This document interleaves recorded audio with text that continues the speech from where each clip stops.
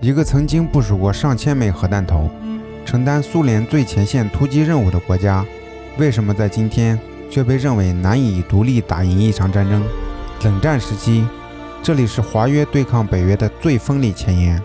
数以万计的重装部队，密集部署的核武器，让白俄罗斯成为欧洲大陆上最危险的战略支点之一。但30年后，这支军队却陷入了另一种境地，装备依旧庞大，却大量老化封存，体系依然完整，却高度依赖外部，防空能力堪称强悍，但空军却持续衰退。更关键的是，在一场可能爆发的大规模战争中，白俄罗斯究竟是参战者，还是战场本身？它既是俄罗斯最重要的战略缓冲地带，也是连接北约东翼的关键节点。它的每一次军事部署，都可能影响整个东欧的安全格局。今天，我们不做简单结论，而是从历史、装备、结构到战略定位，完整拆解白俄罗斯武装部队的真实战斗力。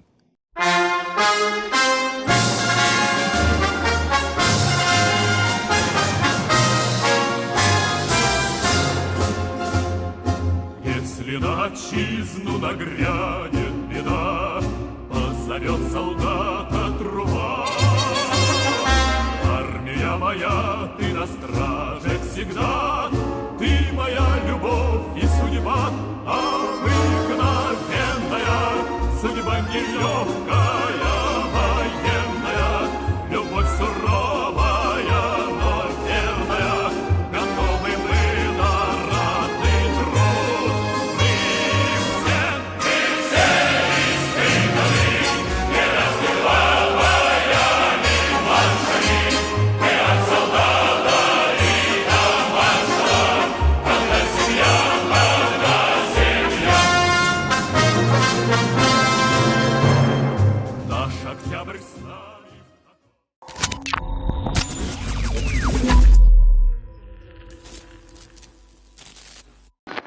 白俄罗斯武装部队成立于1992年5月，当时苏联白俄罗斯军区解散，随后白俄罗斯迅速组建了总参谋部和国防部，用以接管这一曾经高度军事化，也是苏联最重要的战略方向之一的军事遗产。在整个冷战期间，驻扎在白俄罗斯苏维埃社会主义共和国的部队被赋予了一项任务，一旦冲突爆发，就作为先锋部队突破北约在德国的防线。这项任务需要维持一支规模庞大的军队，并配备华沙条约组织部队所能提供的最先进的武器装备。截至1991年底，苏联在白俄罗斯、俄罗斯、乌克兰和哈萨克斯坦境内部署了约24500枚战术和战略核弹头。仅白俄罗斯境内的核武库就相当于世界第6大核武库。苏联白杨 SSR-5 洲际弹道导弹中，约有1/4部署在白俄罗斯。然而，白俄罗斯武装部队如今已远不如昔日辉煌。尽管该国在冷战结束后放弃核能力在意料之中，但其常规部队的规模也已大幅缩减。据2016年公布的数据，白俄罗斯武装部队约有6.5万人，除去文职人员和学员，这其中包括4.55万名现役士兵和指挥官。在国防预算保持稳定的前提下，该数据目前仍然适用。从装备结构来看，白俄罗斯武装部队依然是一支典型的苏联遗产型军队。虽然近年来引入了一部分现代化装备，但无论是陆军还是空军及防空部队，其绝大多数主力装备仍然来自苏联时期。在陆军装备方面，白俄罗斯在1992年接收了约1500辆 T-72 主战坦克。从库存来看，目前理论数量仍超过1200辆，但其中绝大部分处于封存状态。根据国际战略研究所发布的2022年军事平衡报告，白俄罗斯现役主战坦克约为497辆，其中477辆为 T-72B， 其余约20辆为经过现代化升级的 T-72B3 型号，另有超过900辆 BMP-2 履带式步兵战车和132辆 BRM-1 战斗侦察车，以及153辆 BTR-80 轮式装甲运兵车在役。在炮兵体系方面，白俄罗斯保留了典型的苏联式重火力结构，牵引火炮包括108门 RA65 姆斯塔 B 152毫米榴弹炮，24门第30 122毫米榴弹炮。自行火炮方面，则拥有107辆 RS5 风信子 S、125辆 RS3 金合欢、125辆 RS1 康乃馨。在多管火箭炮领域，其体系更加完整，128辆 BM21 冰雹，36辆 BM27 飓风，36辆 BM30 龙卷风，以及6辆国产波罗涅兹系统。可以说，在炮兵火力密度上，白俄罗斯依然保持着典型的饱和打击能力。在战术导弹力量方面，白俄罗斯保留了一定的打击能力，其装备包括36辆 SSR-1圣甲虫 B 弹道导弹发射车，4套 9K720 伊斯坎德尔战术弹道导弹系统。此外，到2025年底，俄罗斯具备特殊打击能力的奥列什尼克导弹系统已经在白俄罗斯境内部署并投入使用。在此之前，俄罗斯已经在白俄罗斯境内部署了战术核武器。卢卡申科表示，未来白俄罗斯计划部署多达10套此类导弹系统。在防空体系方面，白俄罗斯反而具备较为突出的能力。自2006年以来，白俄罗斯陆续从俄罗斯接收了多种防空系统，包括2套 S-400凯旋防空导弹系统、4套 S-300 PMU、4套 S-300P 以及21套道尔 MRK 短程防空系统。此外，还保留了一定数量继承自苏联时期的防空装备，例如 9K33 奥萨、9K35箭石短程系统以及 9K37 三毛榉中程防空导弹系统。白俄罗斯空军目前的主力战机仍然是继承自苏联时期的32架米格29战机和55架苏25蛙族攻击机。这些战机的机体老化严重，目前尚不清楚有多少架战机还能适航并用于作战。虽然近年来从俄罗斯分批接受了8架苏30 SM 和8架苏30 SMR 战斗机，但仍然无法完成空军战机的大面积换装，空军的作战能力面临持续下滑的风险。这也从侧面反映出整个白俄罗斯军队在武器现代化方面所面临的困境。白俄罗斯多年来一直只在军队上投入最低限度的资金，例如2022年白俄罗斯军费预算为11亿美元，仅为 GDP 的 1.6%， 这远低于同年 2.2% 的全球平均水平和 2.5% 的欧洲平均水平。卢卡申科寄希望于通过俄罗斯的武器援助来实现武装力量的现代化，但俄罗斯对这个所谓的重要盟友的武器援助力度一直十分有限，甚至大部分时间里要求明斯克按照市场价格购买武器。比起武装白俄罗斯军队，莫斯科更倾向于向白俄罗斯直接派出自己的军队。直到俄乌战争爆发后，普京加大了对白俄罗斯的武器援助力度，但白俄罗斯军队武器装备成就落后的现状，短期看仍然无法改观。白俄罗斯武装部队的结构很特殊，这表明白俄罗斯无意建立独立部队，无论在组织结构还是理论方面，白俄罗斯武装部队都深受俄罗斯联邦武装部队的影响。在指挥体系上，白俄罗斯总统亚历山大·卢卡申科担任武装部队最高统帅，这一职务使其能够通过任命与调整人事安排，对军队高层指挥体系产生直接影响。同时，总统还负责提名国防部长，目前该职位由维克托·赫列宁中将担任。自成立以来，白俄罗斯国防部一直由前苏联军事指挥官领导，所有现任白俄罗斯高级指挥官都毕业于俄罗斯军事院校，这造成了2个后果。在战略作战层面，白俄罗斯缺乏独立自主的军事思想，因此俄罗斯在组织和理论方面都左右着白俄罗斯武装部队的变革和发展。例如，白俄罗斯陆军结构中炮兵部队的饱和部署与俄罗斯武装部队的类似发展趋势高度一致。国防部长位于武装部队指挥链的顶端，他的第一副手同时也是总参谋长。在下一级是空军和防空司令部以及西部和西北司令部，所有地面部队机动单位都隶属于西部和西北司令部。位于明斯克的西北司令部指挥着负责对立陶宛和拉脱维亚进行防御或进攻作战的部队。位于格罗德诺的西部司令部负责对波兰和立陶宛的作战。部署在该国东部的部队没有作战指挥部，这主要是因为该地区的军事存在稀少，俄白军事合作根深蒂固。因此，尽管明斯克和莫斯科之间的政治关系时好时坏，但白俄罗斯的领土完整从未受到来自东部的任何军事威胁。西部司令部负责保护明斯克北部边境，特别是来自立陶宛和拉脱维亚的威胁。该指挥部下辖第19和第120机械化旅，分别驻扎在扎斯多沃诺和明斯克。第19机械化旅编制严密，装备足以部署2个 T72 主战坦克营和4个 BMP-2 步兵战车营，其炮兵力量也相当可观，包括用于炮兵支援的 RS-1 康乃馨自行榴弹炮和 RS-3 金合欢自行榴弹炮，以及用于反炮兵作战的 BM-21 冰雹多管火箭炮系统。然而，目前尚不清楚该旅各营是否满员，其军事装备状况也令人担忧。驻扎在明斯克的第120机械化旅拥有足够的装备来部署2个坦克营和3个机械化营，但它可能面临与第19机械化旅类似的兵力和装备问题。满员状态下，这2个旅的兵力应约为4500人，但和平时期的实际兵力可能更接近于2000人的精简编制，因此这些部队需要依靠大量预备役人员的补充才能达到满员状态。这2个机械化旅由驻扎在博罗夫卡的第231炮兵旅提供支援，该旅装备有姆斯塔 B RA65 式牵引榴弹炮、RS-5 风信子 S 型自行火炮和 BM-27 飓风多管火箭炮，这些都是苏联设计的系统。除 BM-27 外，其他系统均不适用于现代战争，因为现代战争更注重机动速度和纵深打击。白俄罗斯媒体报道显示，该司令部还拥有一支专门执行反炮兵作战任务的炮兵部队——第427火箭炮兵旅。该旅驻扎在列佩利，该部队装备有 BM-27 多管火箭炮系统。西部司令部负责保障明斯克西部和西北方向的通道安全，兵力结构与西北司令部类似，有2个机械化旅和2个炮兵旅作为支援。第11机械化旅驻扎在斯洛尼姆，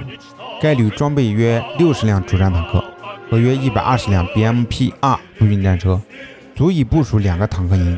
和3个机械化营。这些装备由 RS-1 康乃馨自行火炮、RS-3 金合欢自行榴弹炮和 BM-21 多管火箭炮提供火力支援。驻扎在格罗德诺的第6机械化旅可部署2个坦克营和4个机械化营。第111炮兵旅驻扎在布列斯特，为该司令部提供炮兵支援，其能力与西北司令部的第231炮兵旅类似。该部队装备有姆斯塔 B RA65 式牵引式榴弹炮、RS-5 风信子 S 型自行火炮和 BM-27 飓风多管火箭炮。同样驻扎在布列斯特的第1199火箭炮兵旅为该司令部的机动部队提供额外的火力支援。除了西北司令部和西部司令部下属的部队外，还有一些为地面部队提供专业能力的部队直接隶属于白俄罗斯总参谋部，包括驻扎在阿西波维奇的3个炮兵单位，其中第465导弹旅装备 SSR-1 圣甲虫 B 弹道导弹和 9K720 伊斯坎德尔短程弹道导弹。第336火箭炮兵旅则装备龙卷风自行式多管火箭炮和国产博罗涅兹自行式多管火箭炮。第51混合炮兵群也驻扎在阿西波维奇，其编制和装备与2个作战司令部下属的炮兵旅类似，包括 RA65 姆斯塔 B 榴弹炮、BM-27 飓风多管火箭炮和 RS-5 风信子 S 自行火炮。隶属于特种作战部队司令部的部队是白俄罗斯地面部队中唯一保持高度战备状态的单位，可以说是白俄罗斯军队的精锐。该司令部下辖的3个旅共有约6000至7000名人员。第38空中突击旅驻扎在布列斯特，该旅由2个装备 BTR-80 装甲运兵车的空中突击营和1个炮兵营组成。炮兵营装备 RB-23 秋牡丹 M1 120毫米牵引式线膛迫击炮和122毫米第30榴弹炮，用于机动支援。该旅也可能具备防空能力，规模可能为炮兵连。驻扎在维杰布斯克的第103空降旅由3个空降营组成，装备 BTR-70 和 BTR-80 装甲运兵车，其炮兵营的编制与第38空中突击旅相同。第5特动部队旅驻扎在马里纳格阿卡，其任务是在敌后执行远程侦察、目标获取和佯攻行动，尤其针对高价值目标。加强特种作战部队是卢卡申科军事改革的主要目标。2018年，他曾表示，坦克或作战飞机对白俄罗斯来说并非重点，特种部队必须能够迅速出现在白俄罗斯境内的任何地方，打击匪徒和那些胆敢干涉我们的人，然后迅速撤离，并补充说，速度和机动性至关重要。位于明斯克的白俄罗斯空军防空司令部负责管理、训练和操作白俄罗斯所有空军和防空资产。尽管白俄罗斯空军近期从俄罗斯接收了一些苏 30SM 和 SMR 战机，但其整体作战能力正在下降，而白俄罗斯的远程防空导弹系统远比其作战飞机强大。远程防空部队由驻扎在明斯克的第15防空旅和分别位于白俄罗斯西北、西南和北部的3个防空团组成，总共装备115辆 S-300 或 S-400 防空导弹发射车，仅明斯克周边就部署有73辆导弹发射车。然而，防空导弹覆盖范围仍存在一些缺口，无法实现白俄罗斯领土的全面覆盖。防空司令部下属的其他部队为地面部队或具有战略意义的地点提供短程防空，包括第120防空旅、第740防空团和第147防空团。这些部队主要装备道尔 MRK、9K33奥萨、9K35剑10短程防空导弹和9K37三毛榉中程防空导弹系统。除了履行任何国家军队共有的传统安全相关任务外，白俄罗斯武装部队在白俄罗斯与俄罗斯的关系中也发挥着重要的作用。鉴于明斯克与莫斯科的联盟关系，白俄罗斯军队的主要职责之一是作为俄罗斯主要政治、经济和军事中心的前线防御力量。但也要看到，白俄罗斯军队虽然拥有一定的防御能力，但其进攻潜力非常有限，很难对俄罗斯的战争行动做出实质性贡献。莫斯科如此渴望与这个实力较弱的邻国进行防务合作，只能从其对白俄罗斯在战争时期的期望来理解。白俄罗斯的主要作用是为机动战提供纵深，尽可能将冲突推离俄罗斯边境，并在俄罗斯军队的支持下封锁苏瓦乌基走廊。白俄罗斯的任何作战行动都将与俄罗斯密切合作进行。近年来，俄白两国一直携手合作，提升白俄罗斯向俄罗斯部队提供东道国支援的能力。这些改进措施包括铁路现代化改造，以及建立强大的仓储设施网络，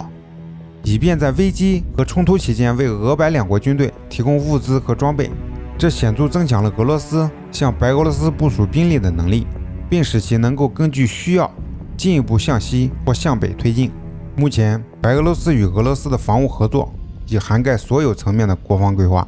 包括战术、作战和战略层面。白俄罗斯陆军和特种部队与俄罗斯第一近卫坦克集团军组成区域部队群，这一安排在战争时期实际上将他们置于俄罗斯西部联合战略司令部的指挥之下。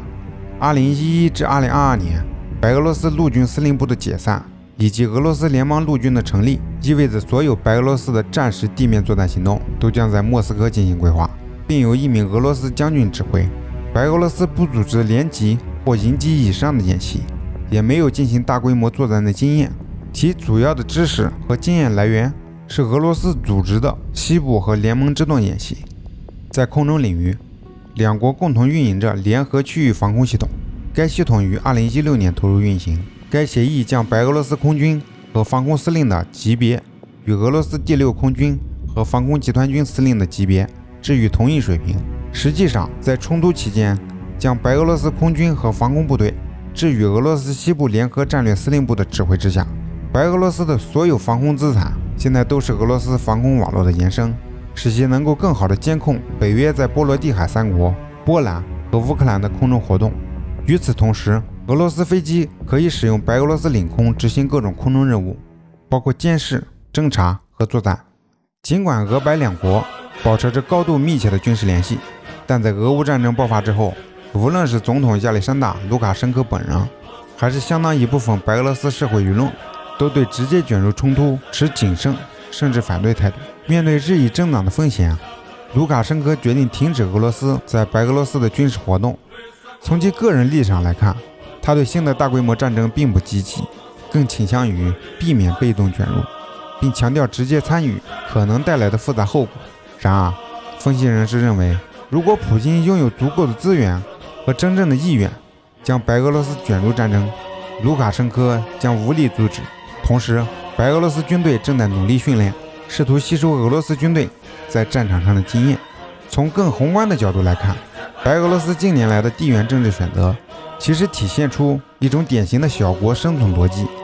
作为一个距离莫斯科仅约300公里的独联体国家，白俄罗斯在地理位置上天然处于北约与俄罗斯之间的关键缓冲地带。在这种格局之下，其安全选择本身就受到极大的约束。一方面，俄罗斯长期将白俄罗斯视为重要的战略前沿；另一方面，白俄罗斯也在一定程度上试图维持自身的独立性与战略回旋空间。因此，在对外关系上，